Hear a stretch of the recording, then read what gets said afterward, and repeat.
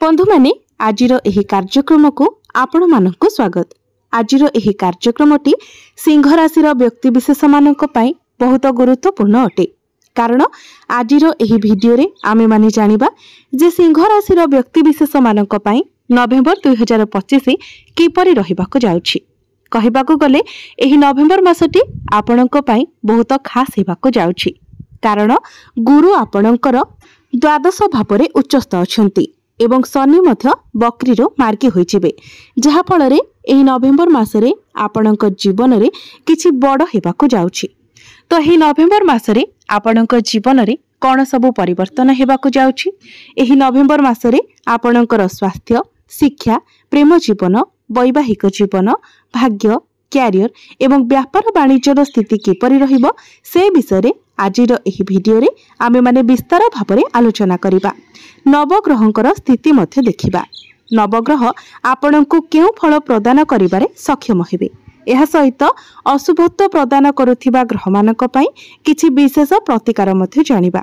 सेथि पई आपणकर जदि सिंह राशि होई थाए तो भिडियोटी को लाइक करी चैनल टी को सब्सक्राइब करी देबे एवं कमेंट बॉक्स रे भक्ति एवं श्रद्धार सहित जय श्री जगन्नाथ, जय मां लक्ष्मी निश्चय लिखिबे। तो बंधु माने आसंतु आरंभ करिबा आजिर एही कार्यक्रम को, जहां आपणकर जन्म राशि तथा चंद्र राशि उपरे आधारित अटे। तेबे राशि चक्रर 12 गोटी राशि मध्यरु पंचम राशि हेउछि सिंह राशि एवं सिंह राशिर राष्ट्राधिपति हेउछन्ति सूर्य। तेबे बंधु माने नवेम्बर मास आरंभ रे आपणक कुंडलीर प्रथम भावरे गोचर करूछन्ति केतु, तृतीय भावरे गोचर करूछन्ति सूर्य एवं शुक्र, चतुर्थ भावरे गोचर करूछन्ति बुध एवं मंगल, सप्तम भावरे गोचर करूछन्ति राहु, अष्टम भावरे गोचर करूछन्ति शनि एवं आपणकर द्वादश भावरे गोचर करूछन्ति देवगुरु बृहस्पति। तो सर्वप्रथमे आसंतु जानिबा आपणकर स्वास्थ्य किपरि रहिबो एही नवेम्बर 2025 रे।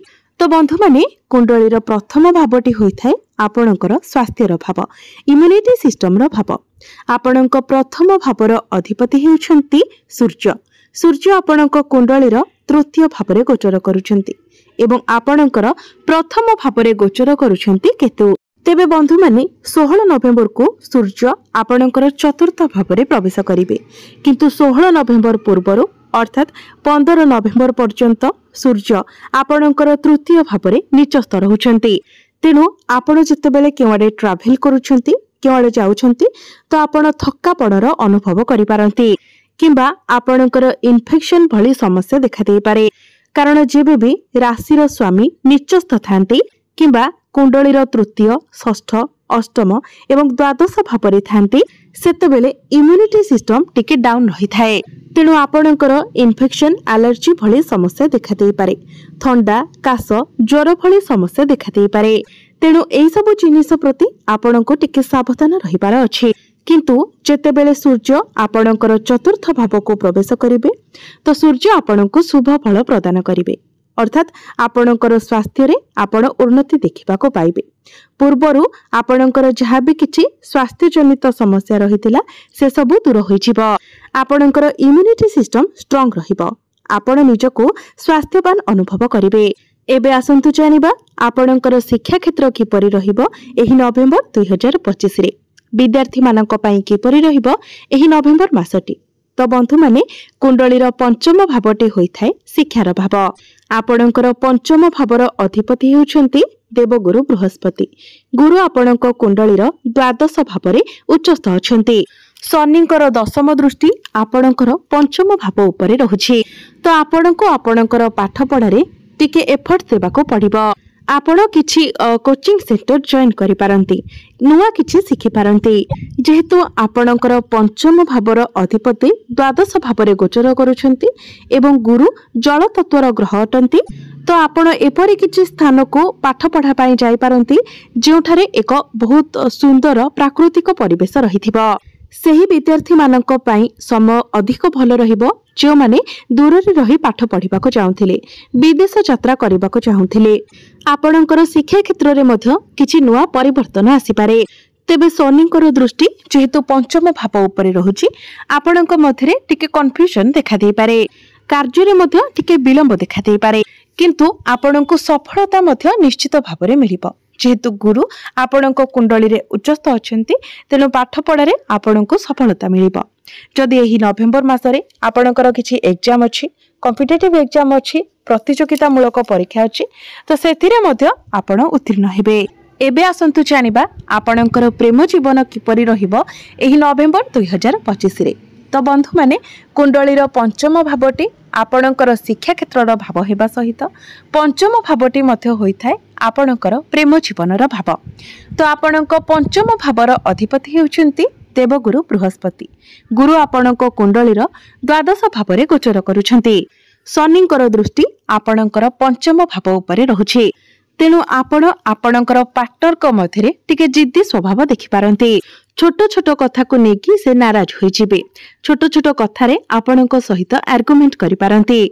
किंतु गुरुंकर स्थिति जेहेतु मजबूत रहुछि तेणु आपणक मध्यरे कनेक्शन बहुत स्ट्रांग रहिबो। आपणक मध्यरे जेते झगड़ा हेले मध्य मनांतर मतांतर हेले मध्य आपणक परस्पर मध्यरे पुणी थरे सब किछि ठीक होई जिवो। आपणक मध्यरे भल पाइबा बहुत स्ट्रांग रहिबो। आपण दुई जण मिसी केवाडे बुलीबाकू जाई पारंती। एबे आसंतु जानिबा आपणकर वैवाहिक जीवन किपरि रहिबो एही नवेम्बर 2025 रे। तो बंधु माने कुंडलीर सप्तम भावटी होइथाय आपणकर वैवाहिक जीवनर भाव, आपणकर जीवन साथीर भाव। आपणकर सप्तम भावर अधिपति हेउछंती शनि। शनि आपणकर अष्टम भावरे गोचर करुछंती एवं आपणकर सप्तम भावरे गोचर करुछंती राहु। मंगलंकर दृष्टि मध्य आपणकर सप्तम भाव उपरे रहुछि। तेबे उभय पक्षरु देखिबाकू गले आपणकू आपणकर वैवाहिक जीवन प्रति टिके सतर्क रहिबार अछि। केवल नवेम्बर मास ही नुहे, जे पर्यंत शनि आपणकर अष्टम भावरे एवं राहु आपणकर सप्तम भावरे रहुछंती से पर्यंत आपणको आपणकर वैवाहिक जीवन प्रति विशेष ध्यान रखिबार अछि। कारण अष्टम भावटी को कुंडली रे भल माने जाय न थाए। तेणु शनि आपणकर अष्टम भावरे दुर्बल स्थिति रे अछंती। एहा व्यतीत राहु हेउछंती पापी ग्रह। राहु आपणकर सप्तम भावरे गोचर करुछंती। एहार प्रभाव रे आपणकर वैवाहिक जीवन रे मनांतर मतांतर देखा देई पारे। छोट छोट कथा को नेकी आपणक मध्यरे मिसअंडरस्टैंडिंग मिसकम्युनिकेशन होई पारे। किंबा आपणक जीवन साथींकर स्वास्थ्य रे मध्य किछिटा समस्या देखा देई पारे। एलर्जी, इन्फेक्शन, थंडा, काश, ज्वर एभली किछिटा छोट मोट समस्या देखा देई पारे। तो आपणको एई सब कथार ध्यान रखिबार अछि। एबे आसंतु जानिबा सबुठारु गुरुत्वपूर्ण विषय वस्तु आपणकर भाग्य, क्यारियर एवं व्यापार वाणिज्यर स्थिति किपरि रहिबो एही नवेम्बर 2025 रे। तो बंधु माने कुंडलीर नवम भावटी होइथाय आपणकर भाग्यर भाव एवं दशम भावटी होइथाय क्यारियर भाव। आपणकर नवम भावर अधिपति हेउछंती मंगल। मंगल आपणक कुंडलीर चतुर्थ भावरे गोचर करुछंती। मंगलंकर दृष्टि आपणकर दशम भाव उपरे रहुछि। भाग्यर कनेक्शन क्यारियर सहित रहुछि। आपणकर लाभ स्थान सहित मध्य रहुछि। तेणु आपणको भाग्य रे लाभ मिलिबाको जाउछि। आपणकर भाग्य एही नवेम्बर मासरे प्रबल रहिबो। भाग्य संबंधित आपण जहाँ भी निर्णय नेबे सेथिरे आपणको सफलता मिलिबो। कारण प्रत्येक क्षेत्र रे आपणको आपणक भाग्यर साथ मिलिबो। तेणु आपण जदि किछि बड़ डिसिजन नेबा पई चाहुचंती, किछि बड़ कार्यर आरंभ करबा पई चाहुचंती, किछि बड़ इन्वेस्टमेंट करबा पई चाहुचंती, किछि बड़ जिनिस किना बिका करबा पई चाहुचंती, तो आपण निश्चित भाबरे एही नवेम्बर मासरे ताहा करि परिबे। एही नवेम्बर मासरे आपण किछि नूतन जमी, भूमि, प्रॉपर्टी इत्यादि किनि पारंती, नूतन जानवाहन किनि पारंती, किबा नूतन गृह इत्यादि निर्माण करि पारंती। कोनोसी स्थानरु आपणको बड़ धन लाभ होई पारे। जदि आपण पूर्वर किछि इन्वेस्टमेंट करिसंती तो सेथिरे आपणको बड़ धन लाभ होई पारे।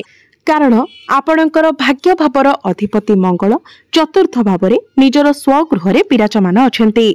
रुचक नामक राजयोगर निर्माण करुछंती। पंच महापुरुष राजयोगर निर्माण करुछंती। आपणको समस्त प्रकारर भौतिक सुखर मध्य प्राप्ति हेबो। क्यारियर कथा जदि कहिबा तो आपणकर दशम भावर अधिपति हेउछंती शुक्र। शुक्र आपणको कुंडलीर तृतीय भावरे गोचर करुछंती। किंतु शुक्र निजर स्वगृह रे गोचर करुछंती। 26 नवेम्बर को शुक्र चतुर्थ भाव को आसी जिबे एवं शुक्रंकर दृष्टि सीधा सड़क दशम भाव उपरे रहिबो। तेबे वर्तमान मध्य शुक्रंकर स्थिति भल रहुछि एवं 26 नवेम्बर परे मध्य शुक्रंकर स्थिति भल रहिबो। तो मोटामोटी भाबरे कहिबाको गले आपणकर क्यारियर मध्य एही नवेम्बर मासरे बहुत भल रहुछि। जदि आपण आपणकर क्यारियर को लेके किछि प्लानिंग करिसेंते तो निश्चित भाबरे आपण आगो को बढ़ंतु कारण आपण को सफलता अपेक्षा करी रहिछि। आपणकर क्यारियर रे आपण एक बहुत भल परिवर्तन देखि पारिबे। क्यारियर को लेके आपणकर जहाँ भी किछि स्वप्न रहितिला से सब आपणकर पूर्ण हेबो। कार्य क्षेत्र रे आपण प्रशंसित हेबे। आगो को बढ़िबा पई आपणको पई रास्ता खोली जिवो। काहर ना काहर सपोर्ट मध्य आपणको मिलिबो। कार्य क्षेत्र रे आपणको नाम प्रशंसा इत्यादि प्राप्ति हेबो। बहुत गुडी अपॉर्चुनिटी मध्य आपणको मिलिबो। आपण आपणकर क्यारियर रे ग्रोथ देखिबा को पाइबे। किंतु आपणकर राशि रे जेतु शनि 7.5 चलुची तो आपणको रेस्पोंसिबिलिटी नेबा को पड़िबो। आपणको ऊपरे रेस्पोंसिबिलिटी अधिक रहिबो। तो रेस्पोंसिबिलिटी को डरी न जाई आपण सब किछि को एक्सेप्ट करंतु एवं आगो को बढ़ंतु कारण सफलता आपणको अपेक्षा करी रहिछि। जदि आपण निजर कार्य को एडांती आपण आलस्य र बसवर्ती होंती तेबे आपण को बहुत हैरान हेबा को पड़िबो कारण शनि हेउछंती कर्मकारक ग्रह। आपण जेते डिसिप्लिन र सहित निजर काम को करि चलिबे आपण शनि को ठारू सेते अधिक शुभ फल प्राप्ति करिवे। बिजनेस कथा जदि कहिबा तो बिजनेस रे आपण बहुत स्मार्ट रहिबे। निजर बुद्धि आपण बिजनेस रे खर्च करिवे। बिजनेस आपणकर नवेम्बर मासरे टिके अप डाउन रहि पारे कारण आपणकर सप्तम भावरे राहु गोचर करुछंती एवं शनि आपणकर अष्टम भावरे गोचर करुछंती। तेणु आपण बुद्धि तो खर्च करिवे किंतु बिजनेस रो स्थिति टिके अप डाउन रहि पारे। आपण टिके थक्कापणर अनुभव करि पारंती। बिजनेस को नै आपण टिके अधिक ट्रैवल मध्य करि पारंती। तो बिजनेस आपणकर नवेम्बर मासरे एवरेज रहिबो। एबे आसंतु जानिबा किछि उपाय विषय जो उपाय गुड़िक करबा द्वारा आपण को अधिक मात्रा रे शुभ फल प्राप्ति हेबो एवं जहाँ सब अशुभत्व रहुछि से गुड़िक खंडन होइजिबो। प्रत्येक दिन आपण पक्षी मानको किछि दाना खाइबा को दियंतु एवं पानी पीबा को दियंतु। एहा सहित प्रत्येक दिन शनिकर प्रार्थना मंत्र जप करंतु। प्रत्येक दिन आपण हनुमान चालीसार पाठ करंतु एवं प्रत्येक दिन उदित सूर्य को आपण तंबा पात्र रे जलार्घ्य अर्पण करंतु। तो बंधु माने आपणकर जीवन मंगलमय हो एहा ही ईश्वरक निकट रे मोर प्रार्थना।